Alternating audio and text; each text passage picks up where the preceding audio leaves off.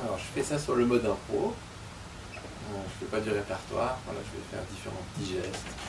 Alors quand je parle de gestes, évidemment ça part de la main, donc on imagine que je vais juste utiliser mes mains.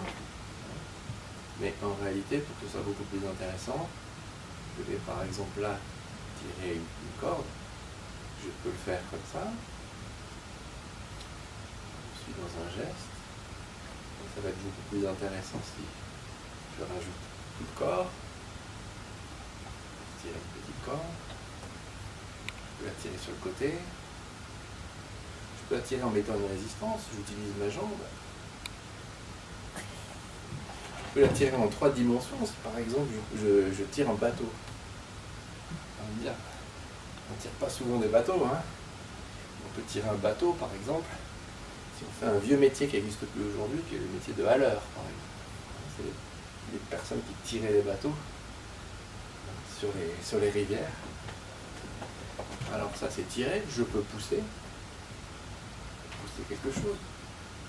Je peux pousser quelque chose de très résistant.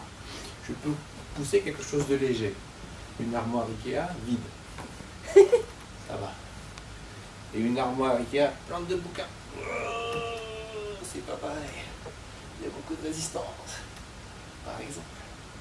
Comment je prends quelque chose? Je prends quelque chose si j'y vais direct. Hein, c'est comme si je mangeais tout de suite le dessert sans passer par le repas. Alors, je vais prendre mon temps pour aller saisir quelque chose. Et hop, c'est peut-être une petite fleur. Voilà, c'est un petit clin d'œil à Marcel Marceau qui met toujours une petite fleur. Je peux la rempoter. Voilà. Et la poser. Voilà. Et puis, la tarte à la crème du mime, c'est le miroir. Qu'est-ce que ça fait d'avoir un miroir en face de soi? Voilà. Comment je passe de là à là?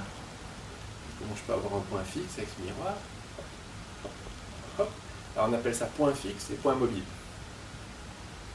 Si je vais chercher quelque chose, j'ai mon point fixe, toujours. Voilà. C'est des principes du mime. Après, tout ça rentre dans des petites pièces, comme les textes que vous lisez. Nous, on appelle ça le répertoire. Donc, on a une tradition de petites pièces de répertoire.